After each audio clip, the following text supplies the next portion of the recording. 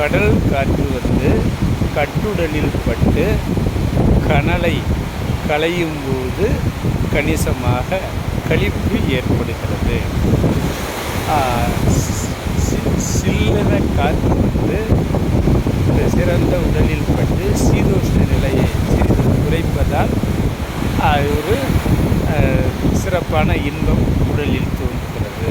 நம்ம பாண்டிச்சேரிக்கு அப்படியே தூய்மையான காற்று வாங்க வந்தோம், அதிக ஆக்சிஜன் உள்ள காற்று வாங்க வந்தோம். அப்போ கட்டமைக்கப்பட்ட யாரும் கண்ணு கிட்டது 6000-7000 கிலோ யாரும் கிடையாது. அதிக ஆக்சிஜன் காற்று. அதனால் சுவாசிக்கும்போது நம்ம சுவாச லெங்க் நீது சுவாச லெங்க் நீட்டால் ஆயுள் நீளும். அந்த ஆயுளை நீட்டிக்க அடிக்கடி யாரும் சுவாசிக்காத ஆக்சிஜன் அதிகமாக இருக்கின்ற இந்த கடல் காற்றை சுவாசிப்போம். ஏன்னா அங்கே கனரக வாகனங்கள் கக்கிய புகையோடு காற்றை தான் நாம் கட்டுடலானது கந்திக்கும் உறுப்பு வழியாக எடுத்துக்கொள்கிறது. அது என்ன போய் என்ன செய்கிறதோ, என்ன காய்ச்சலை ஏற்படுத்துகிறதோ, என்ன கிருமியை கரோனா போன்ற கிருமியை கட்டுடலில் உருவாக்குகிறதோ அதெல்லாம் இந்த கடல் காற்றில் கிடையாது. யாருமே சுவாசிக்காது. நோய் உள்ளவன் சுவாசிப்பான், நோய் இல்லாதவன் சுவாசிப்பான். யாருமே சுவாசிக்காத தூய்மையான காற்றாகி புத்துணர்வான காற்றாகி நமக்கு இருக்கிறது.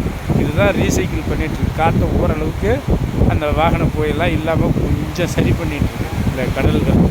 ஏன்னா வெப்பம் குறைவாக இருக்கும்போது அங்கேருந்து நம்ம பூமியிலேருந்து இதை நோக்கி காற்று வெப்பம் இங்கே குறைஞ்சிட்டு பூமியில் குறைஞ்சிட்டுன்னு வச்சுக்கோங்க, அங்கேருந்து இங்கே வீசும். அப்படி மாற்றி வீசும். மாலை நேரத்தில் கடல்லேருந்து இங்கே வீசும்.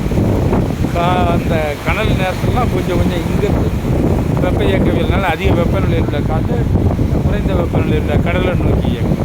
இப்படி திசை மாறும். மாலை நேரத்தில் மாக்கடல் நோக்கி மாறுதம் பாய்கின்றது. கடல்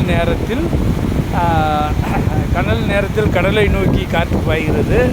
கடல் குறையும் போது கடலில் இருந்து நம் கட்டுடலை நோக்கி பூமியை நோக்கி காற்று பாய்கிறது. இப்படி தான் ரீசைக்கிள் சுத்தமாகிட்டு காற்று. இல்லைன்னா அவ்வளோதான் சார் இப்போ இருக்கிற வாகனங்களுக்கு.